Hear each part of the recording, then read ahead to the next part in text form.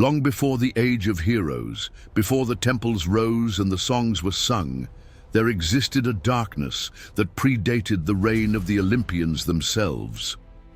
In the depths of the earth, where light had never touched and hope had never reached, two primordial horrors writhed in eternal union. Typhon, the storm giant whose head scraped the stars and whose arms stretched from horizon to horizon, had taken as his mate the creature called Echidna, she who was half woman and half monster, beautiful above the waist and terrible below. Their union was not born of love, it was born of chaos, of the old world that had existed before Zeus and his siblings claimed their thrones. And from that union came a brood of nightmares that would terrorize the mortal world for generations to come.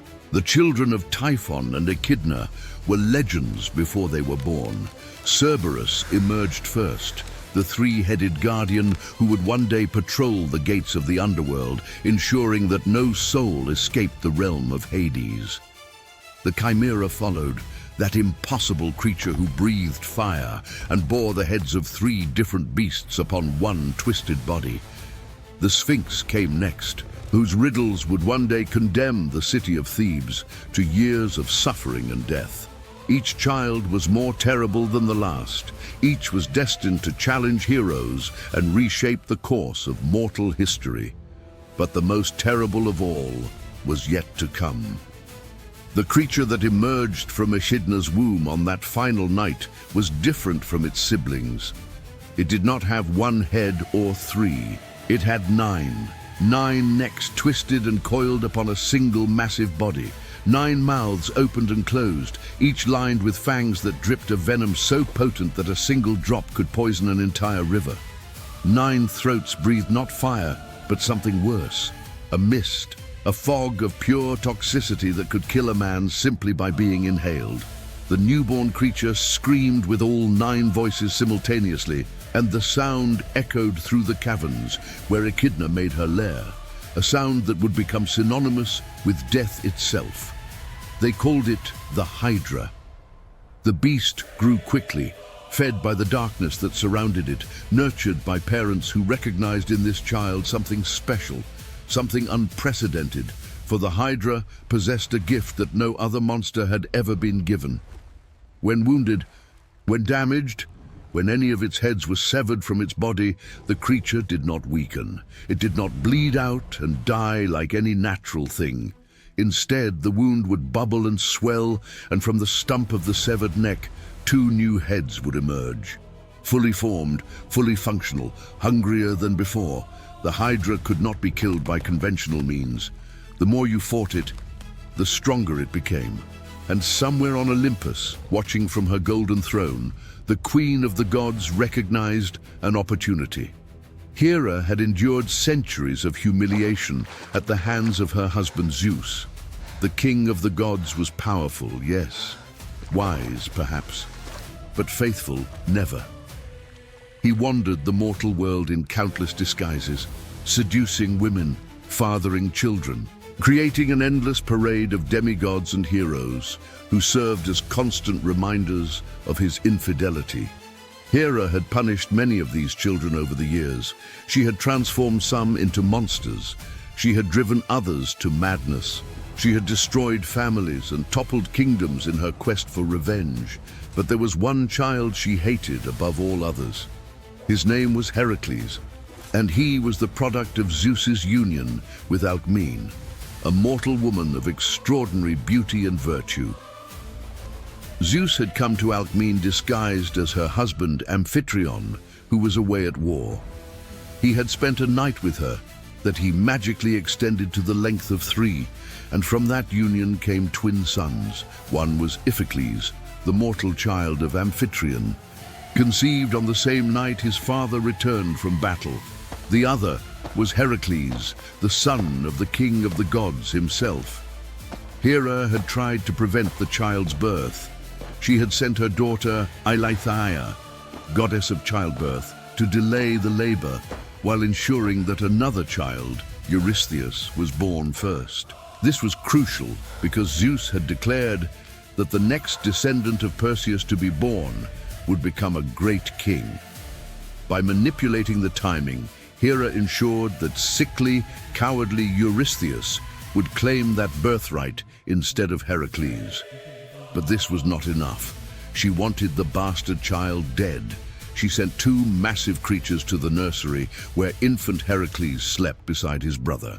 The monsters slithered into the room, their scales gleaming in the moonlight, their fangs ready to deliver a deadly bite. Iphicles woke and screamed in terror. But Heracles simply reached out with his tiny hands, grabbed the creatures by their throats, and strangled them both. He was 8 months old. The child could not be killed. This realization burned in Hera like acid. For years, she watched from Olympus as the boy grew into a man. She watched him develop strength that exceeded anything the mortal world had ever seen. She watched him perform feats that should have been impossible. She watched him become a hero, beloved by the people, celebrated by the poets, protected by Athena, and blessed by his divine father. And with each triumph, her hatred grew. But Hera was patient. She was a goddess after all.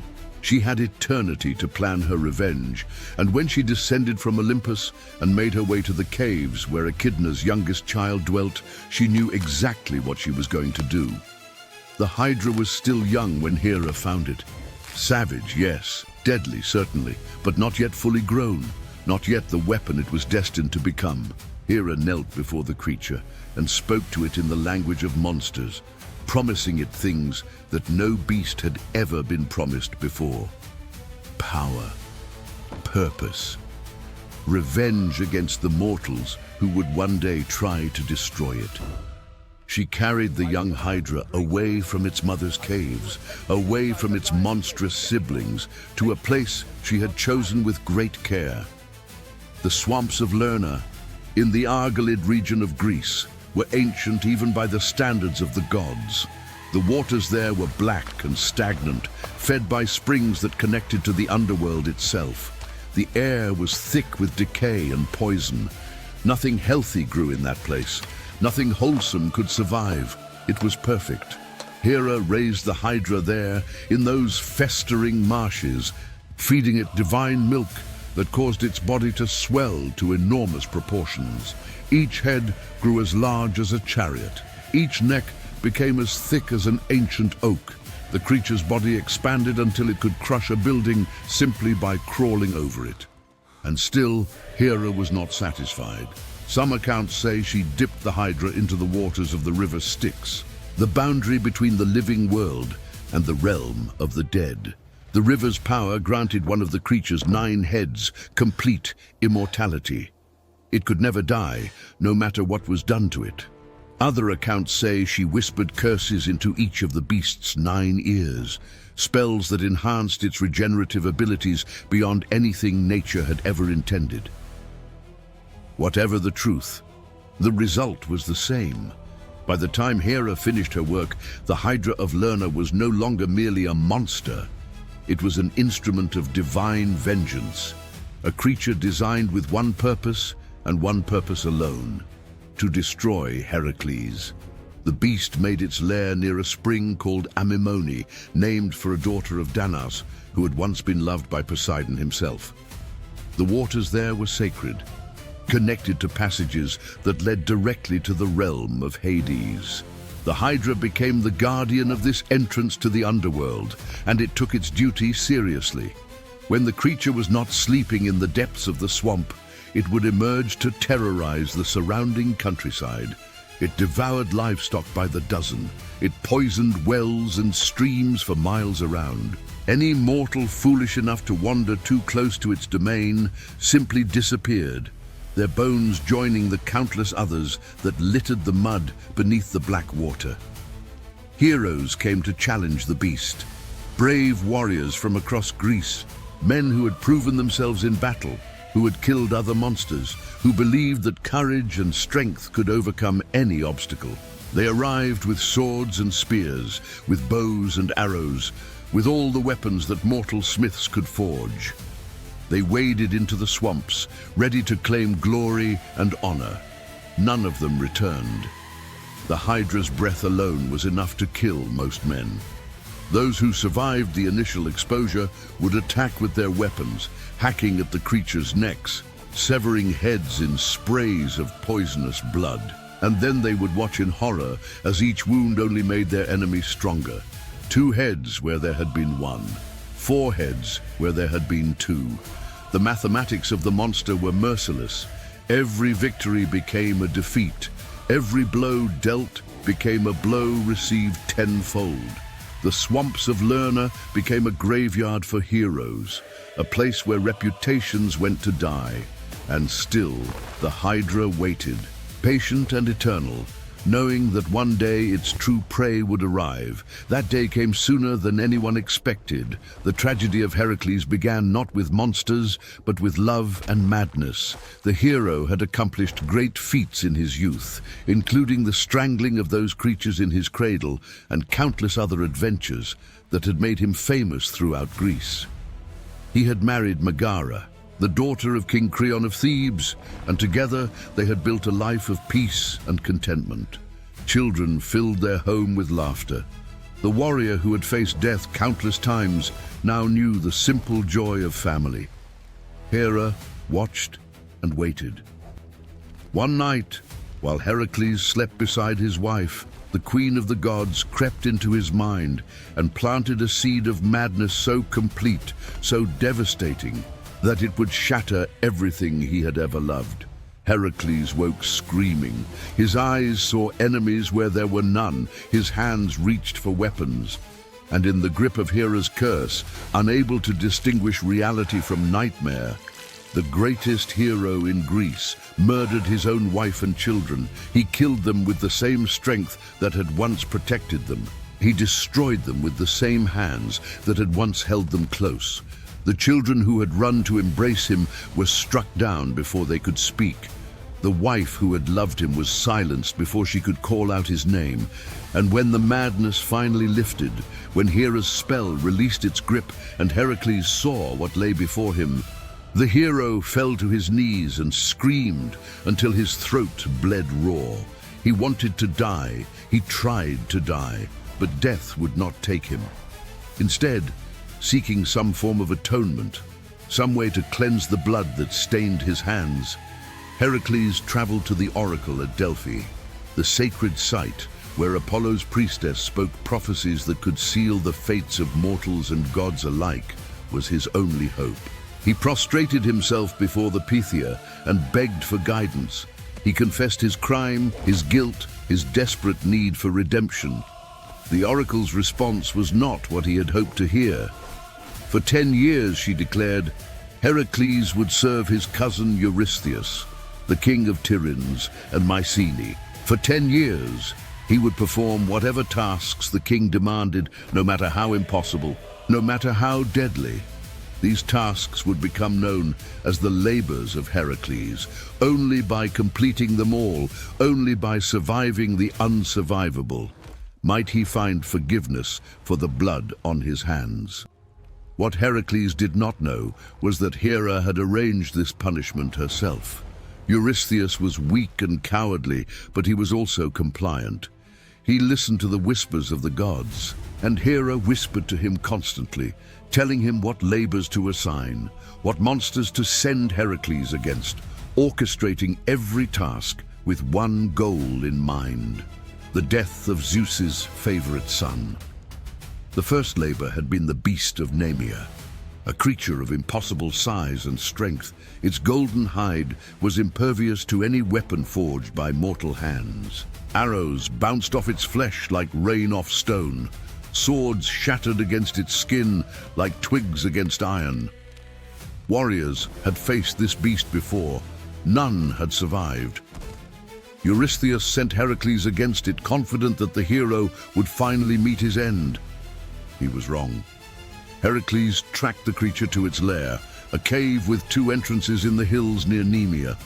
He blocked one entrance with boulders, forcing the beast into a corner. Then he entered through the other opening and faced the monster in close quarters where no weapon would help him anyway. The battle lasted hours. The cave shook with their struggle. But in the end, Heracles wrapped his arms around the creature's massive neck and squeezed until the light left its eyes. The beast was dead, strangled by the bare hands of a demigod. Heracles tried to skin the creature using his sword, but the blade could not pierce the golden hide. He tried a knife, then an axe. Nothing worked. Finally, guided by Athena's wisdom, he realized that only the beast's own claws were sharp enough to cut its fur. He used them to remove the hide, and from that day forward, he wore the golden pelt as his armor. A trophy, a warning, a reminder to all who saw him of what he was capable of. When he returned to Mycenae with the body, Eurystheus was so terrified that he hid inside a bronze jar buried in the earth. The king refused to let Heracles enter the city ever again. From that point forward, all communications between them would go through a herald named Copreus. The first labor was complete. Heracles had done the impossible. Now Eurystheus would try again. Through his herald, the king summoned Heracles and delivered his second task.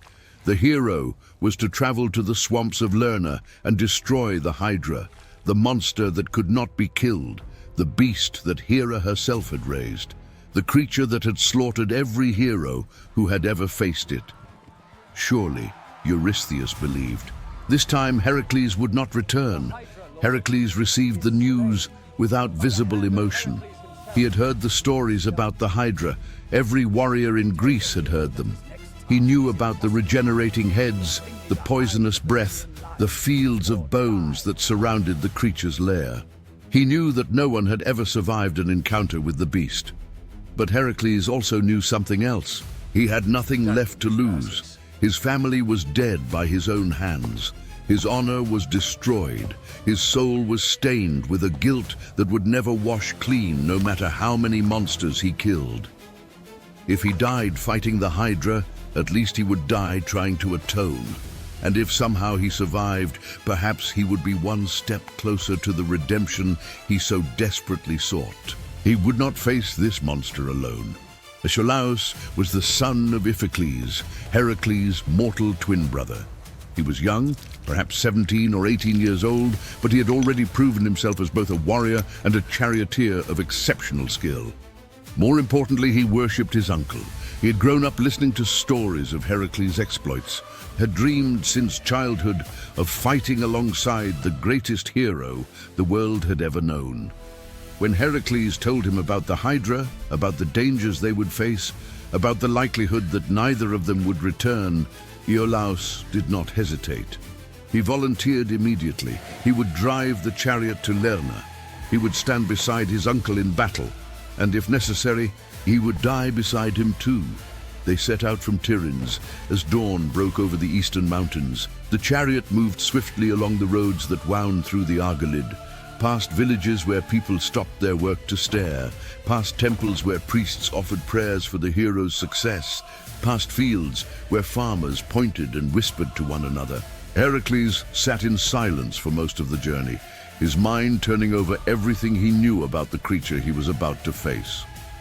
His club lay across his knees.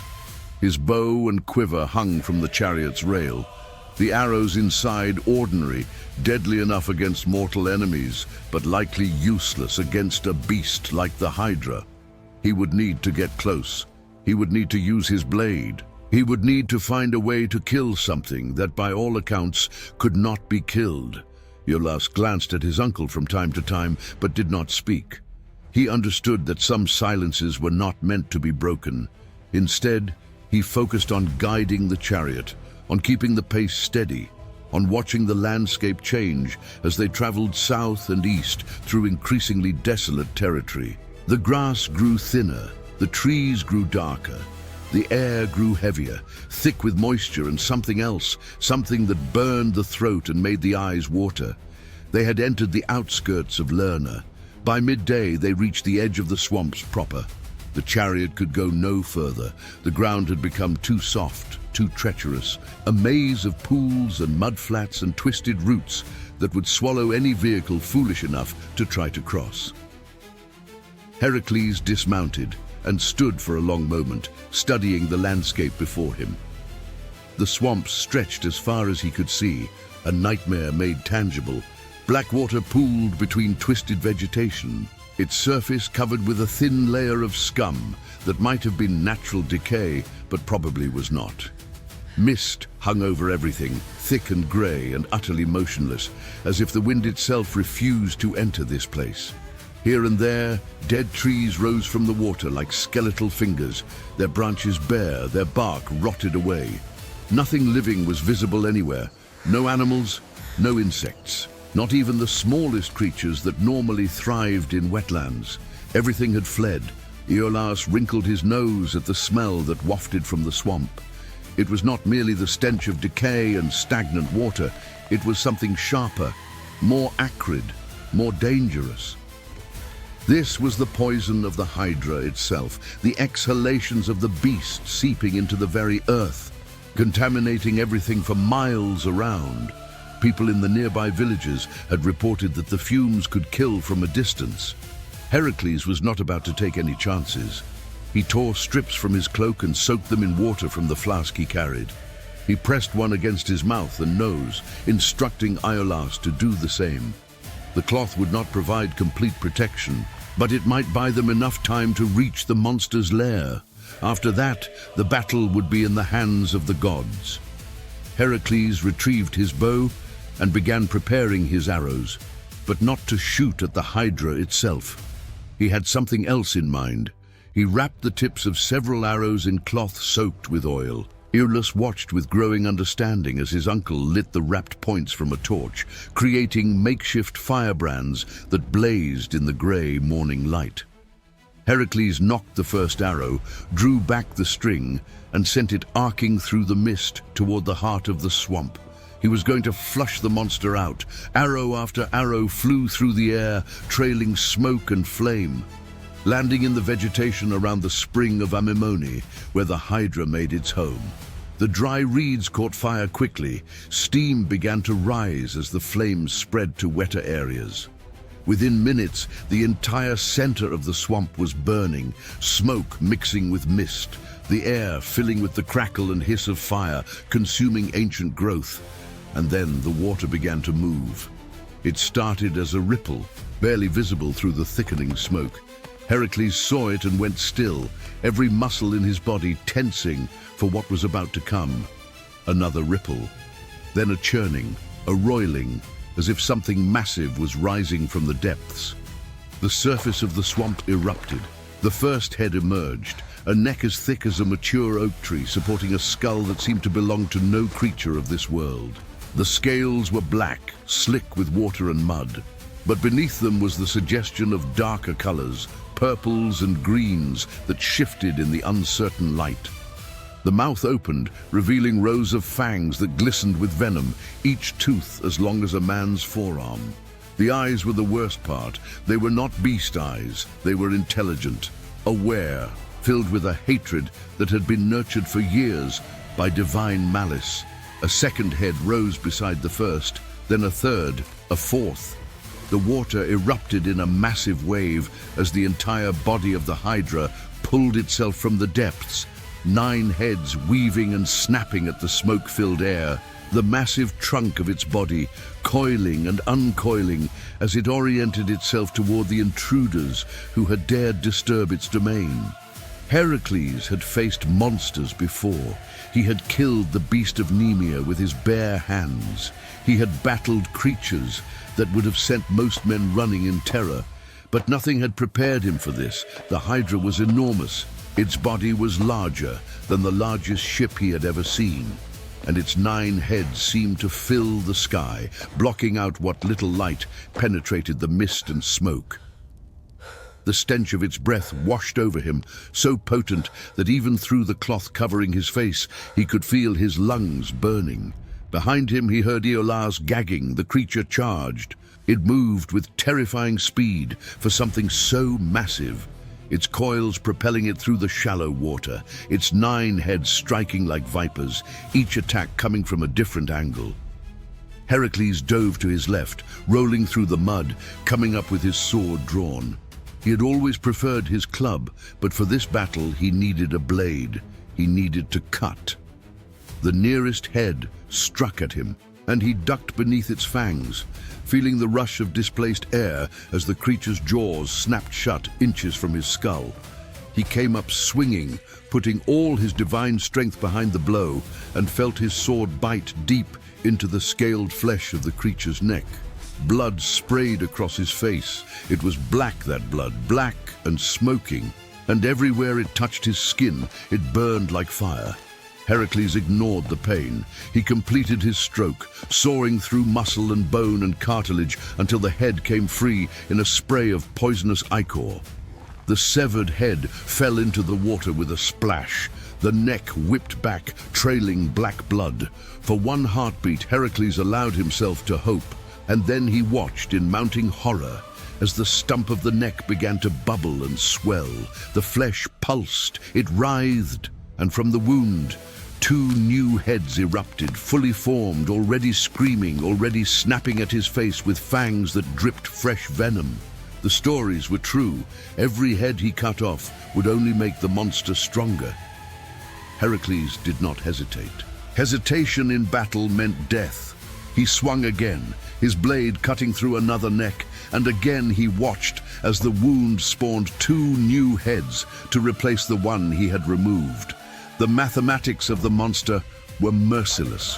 For every head he destroyed, two more appeared. If he kept fighting like this, he would soon be facing not 9 heads, but 90. Then 900. But what choice did he have? He kept cutting. He kept fighting. He ducked and rolled and slashed and hacked, his movements becoming more desperate with each passing moment. The black blood covered him now, burning through his armor, eating at his skin, but he could not stop to tend his wounds. The heads were everywhere, 12 of them now, 15, 20. They came at him from every direction, snapping and biting, and more than once he felt fangs scrape against his flesh, leaving trails of fire in their wake. One of the necks wrapped around his leg and pulled him off balance. He fell to his knees in the mud, and immediately 3 heads dove toward him, mouths gaping wide. This was it. This was how he would die, but the blow never came. At the last possible moment, Heracles wrenched himself to the side, tearing free of the coil around his leg and leaving a strip of flesh behind in the process. He rolled away from the attacking heads, came up in a crouch, and found himself face to face with the Hydra's central head, the Immortal one, the head that Hera had blessed with eternal life. It seemed to smile at him. This head was larger than the others, more defined, its eyes blazing with an intelligence that was almost human. It did not attack. It simply watched as its siblings continued to multiply, as the hero who had come to destroy it was slowly overwhelmed by an enemy that could not be diminished. Heracles understood then that he could not win this fight alone. Iolaus was there. His nephew had remained on the edge of the swamp, watching in horror as the battle turned against his uncle. He had seen the heads multiply. He had understood with a sickening clarity that conventional tactics would not work here. But unlike the other spectators who had witnessed heroes fall to this beast, Iolaus did not run.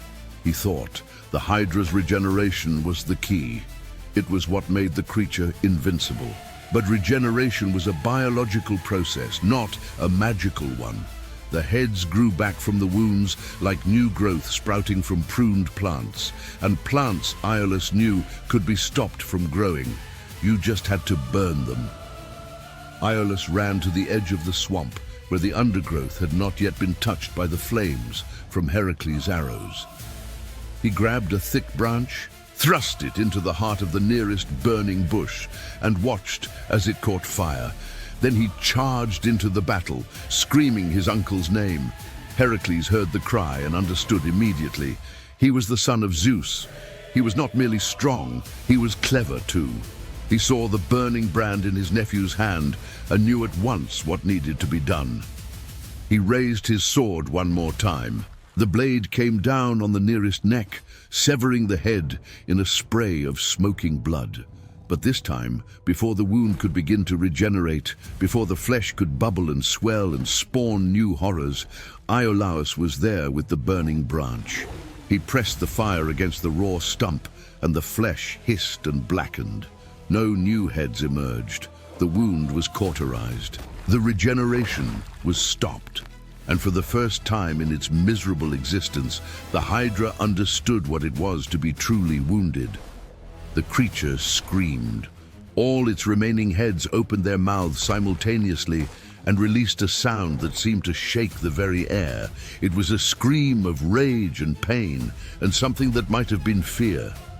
This had never happened before. No hero had ever found a way past its defenses. No enemy had ever permanently injured it. Until now. If this story is gripping you, subscribe now and activate the bell. Here, each narrative is a journey through the myths that shaped civilizations. And what comes next in the story of Heracles will reveal a truth about victory and vengeance that echoes through the ages. Heracles and Iolaus work together now, finding a rhythm in the chaos of battle. The hero would swing his sword, putting all his divine strength behind each blow, severing a head cleanly from its neck. The youth would rush in immediately afterward, pressing his burning brand against the wound, cauterizing the flesh before any regeneration could begin. One head fell, then another, then 5 more. The Hydra thrashed and shrieked, its remaining heads striking wildly, desperately trying to protect the necks that still remained. But its attacks were becoming uncoordinated. The loss of so many heads was affecting its ability to think, to plan, to fight effectively. What had once been a symphony of death was now a cacophony of desperation. 7 heads remained, then 5, then 3, and then Hera intervened. The Queen of the Gods had been watching from Olympus, her satisfaction slowly curdling into fury as she realized her monster was losing. She could not allow this to happen. She would not allow it. She had spent years raising the Hydra, years preparing it for this exact moment, and she was not about to see all that work destroyed by a demigod and his teenage nephew. She reached down from the heavens with her divine will and touched something in the mud at the bottom of the swamp. A creature that had dwelt there for generations, ancient and forgotten, but still alive, still dangerous.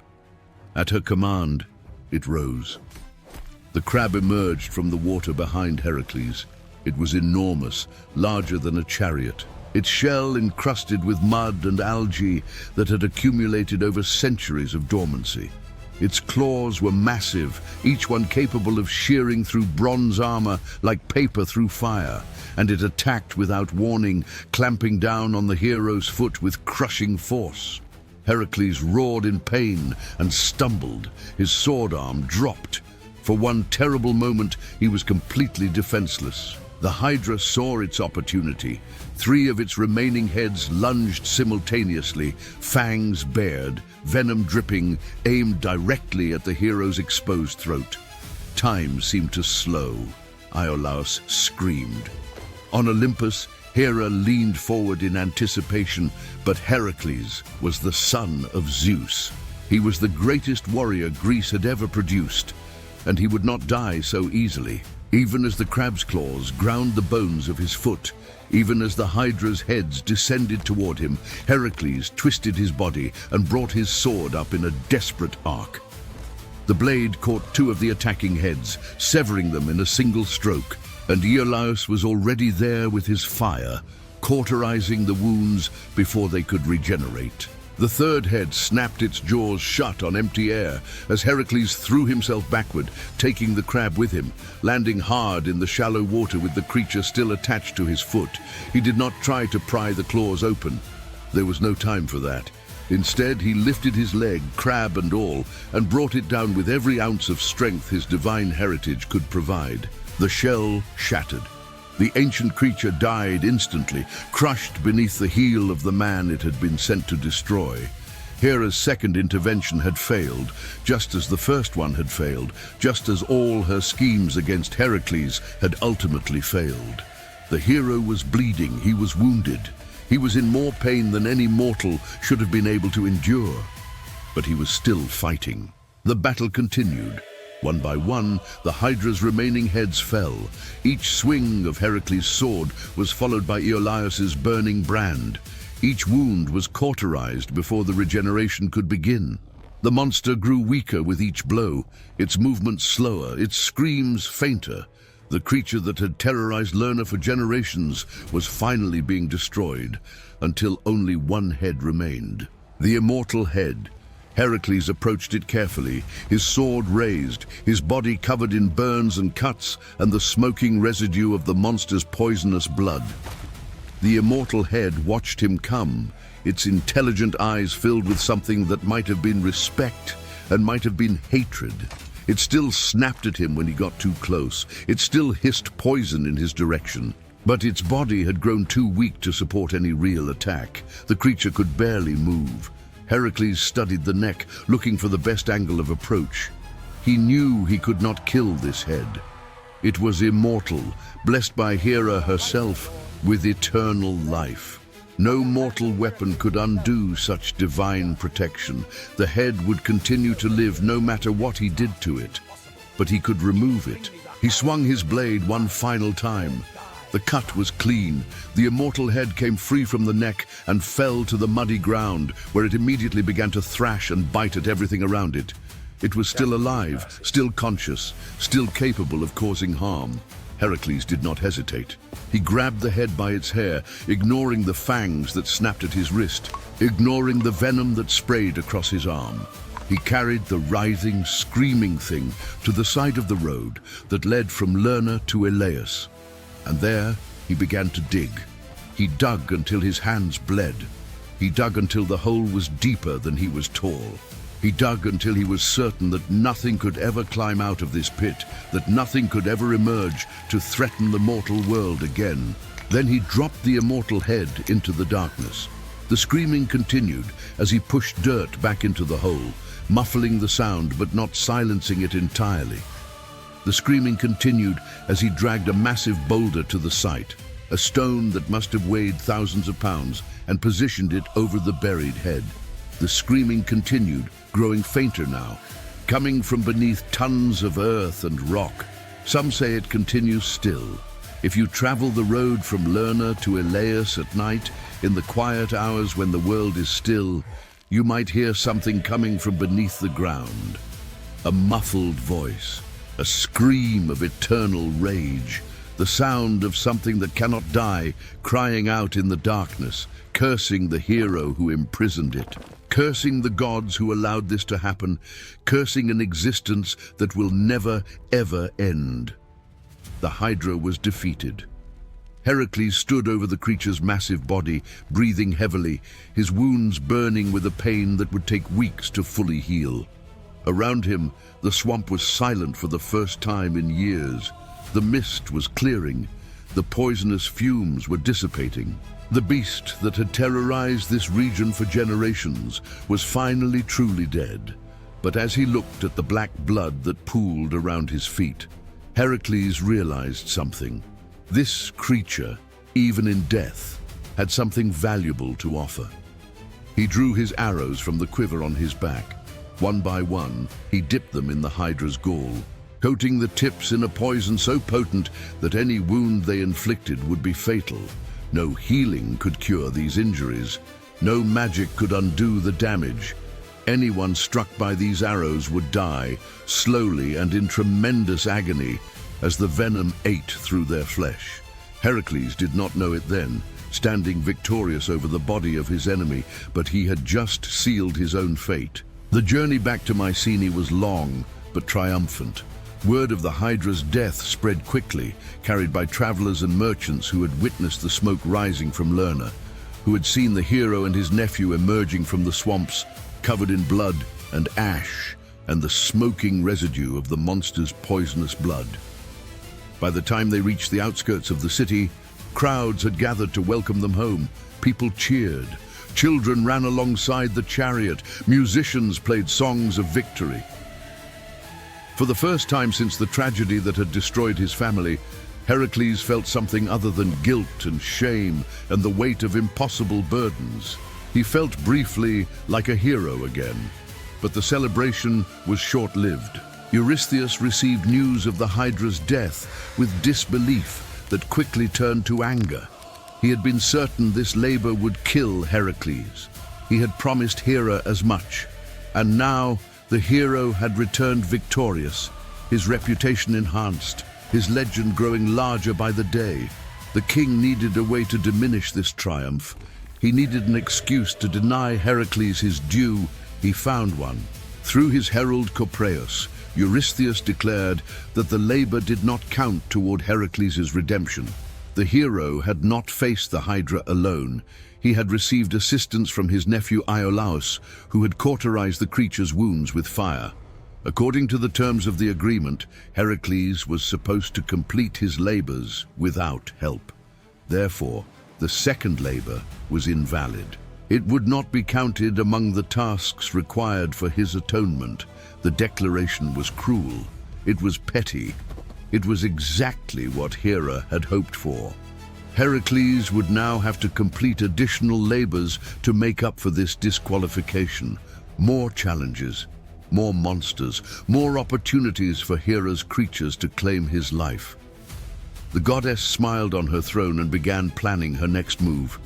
Heracles received the news in silence. He did not argue. He did not protest. He simply turned and walked away, knowing that there was nothing he could do to change the mind of a king who had the gods themselves whispering in his ear. The Hydra was dead, whatever Eurystheus might say. The people of Lerna were safe. The entrance to the underworld was no longer guarded by a monster that could not be killed. That was what mattered. The rest was politics. But the story of the Hydra was far from over. The poison that Heracles had harvested from the monster's body would serve him well in the years and labors to come. With those arrows, he would accomplish feats that would have been impossible otherwise. He would kill the giant Geryon, a three-bodied warrior whose strength rivaled even his own divine might. He would drive away the Stymphalian creatures, whose bronze feathers could cut through armor and whose numbers had darkened the skies of entire regions. He would defeat countless enemies who would have been impossible to overcome with conventional weapons. But it was his encounter with a being named Nessus that would prove to be his ultimate undoing. Many years after the battle at Lerna, Heracles had completed his labors and gained his freedom. He had married again, taking as his wife a woman named Deianira, and together they had built a new life far from the horrors of his past. For a time, it seemed that the hero might finally find peace. They were traveling together when they came to the river Evenus, swollen with spring rains and too dangerous to cross on foot. A being named Nessus appeared on the bank and offered his services. He was a centaur, one of the wild creatures who roamed the mountains of Thessaly, half man and half beast. He had set himself up as a ferryman here, carrying travelers across the water for a fee. Heracles agreed to let him carry Deianira, while the hero himself swam across. But in the middle of the river, Nessus revealed his true nature. He tried to violate Deianira, ignoring her screams for help, trusting that Heracles would not be able to reach them in time. He was wrong about that. Heracles had already knocked one of his poisoned arrows. The arrows still coated with the Hydra's venom, even after all these years. He let the missile fly, and it struck Nessus in the back, piercing his body and flooding his veins with the most deadly poison in the world. The centaur collapsed on the riverbank, Deianira struggling free from his grasp. He was dying quickly. The Hydra's venom was already dissolving his internal organs, and he had only moments left to live. But Nessus was cunning. Even in death, he found a way to take revenge. He called Deianira to his side and spoke to her in a voice choked with blood and pain. He told her that his blood, now mixed with the Hydra's poison, possessed magical properties. If she ever feared that Heracles' love for her was fading, if she ever suspected him of unfaithfulness, she should collect some of this blood and sprinkle it on his clothing. The mixture, he said, would serve as a love charm, ensuring that her husband would never look at another woman. It was a lie, of course. Nessus knew exactly what the poisoned blood would do to anyone who touched it, but Deianira did not know. She was frightened and confused, and the dying centaur's words seemed kind, seemed helpful. She collected his blood in a vial and kept it hidden, trusting the words of a monster. Years passed. Heracles and Deianira raised a family. They lived well. They seemed happy. But Heracles was not always faithful. The hero who could defeat any monster could not always defeat his own appetites. He fell in love with a princess named Iole, and when word of this infidelity reached Deianira, she remembered the vial she had kept for so long. She believed she was saving her marriage. She soaked one of Heracles' tunics in the blood of Nessus, coating the fabric with what she thought was a love potion. She sent the garment to her husband as a gift. When Heracles put on the tunic, the Hydra's poison began to work. It burned through his skin like fire-consuming dry wood. It ate through his muscle, his bone, his organs. He tried to tear the fabric from his body, but it had fused with his flesh, and every attempt to remove it only ripped away more of himself. The pain was beyond anything he had ever experienced. This was not the quick, clean death of battle. This was the slow, agonizing dissolution of everything he was. Heracles knew he was dying. The hero who had strangled the beast of Nemea, who had slain the Hydra of Lerna, who had completed 12 impossible labors and descended into the underworld itself, was being killed by poison, the Hydra's poison. He understood then, in his final moments of clarity, that the monster had won after all. Not in the swamps of Lerna, not in open battle, but years later through treachery and love and the very venom he had claimed as a trophy. There was no cure for the Hydra's poison. There was no escape from this fate. So Heracles made a choice. He ordered his followers to build a funeral pyre on Mount Weta, a massive construction of wood and brush that would burn hot enough to consume even a demigod. When it was ready, he climbed to the top and lay down among the kindling. No one would light the pyre. His friends, his companions, the warriors who had followed him for years, all of them refused to be the one who ended the life of the greatest hero Greece had ever known. They wept. They pleaded with him to find another way, but Heracles knew there was no other way. Finally, a shepherd named Philoctetes agreed to do what needed to be done. In exchange, Heracles gave him his bow and the arrows still coated with the Hydra's poison. Then the flames rose, and the son of Zeus began to burn. But the gods had not forgotten their favored child. As the mortal part of Heracles was consumed by fire, his divine essence rose upward, carried by the smoke to the heights of Olympus. Zeus himself reached down and lifted his son from the flames, welcoming him among the immortals. Heracles became a god, freed at last from the pain and suffering that had defined his mortal existence. Even Hera, finally, relented. The queen of the gods, who had tormented him since before his birth, adopted him as her own child and gave him her daughter Hebe as a wife. The war between them was over at last, but the legacy of the Hydra remained. The Greeks placed both creatures in the sky as constellations, where they remain to this day. The Hydra stretches across the heavens, its long body winding through the stars, a reminder of the terror that once haunted the swamps of Lerna. Near it, forever frozen in pursuit, crawls the crab that Hera sent to help her monster. And somewhere among the stars, Heracles burns eternally, his club raised, his strength undiminished, locked in a battle that will never truly end. The swamps of Lerna are quiet now. The spring of Amymone still flows, but no monster rises from its depths. The villages that once lived in terror have prospered for generations. The entrance to the underworld that the Hydra once guarded is sealed, forgotten, lost to history. But somewhere beneath the road from Lerna to Eleus, buried under tons of earth and covered by a massive boulder, the immortal head still screams. It has screamed for 3,000 years. It will scream forever. The HYDRA fell, but the HYDRA never truly died. Its poison lived on in every arrow Heracles carried, a gift that would one day become a curse. The monster created to destroy him would, in the end, succeed. Not in the swamps of Lerna, not in open battle, but years later, through treachery, through love, through the very venom he had claimed as a trophy. The Greeks understood this truth. Some victories plant the seeds of future defeat, and some monsters are patient enough to wait. This was the story of a creature that could not be killed, of a hero who found a way to defeat it anyway, of a poison that connected them across years and miles, and the boundaries between life and death itself. This was the story of a second labor that was never counted, a triumph that was never officially acknowledged, a battle that echoed through eternity, not because of how it ended, but because of everything it cost. This was the story of the HYDRA, and now it belongs to you. If this story touched you, write in the comments, some monsters are patient enough to wait.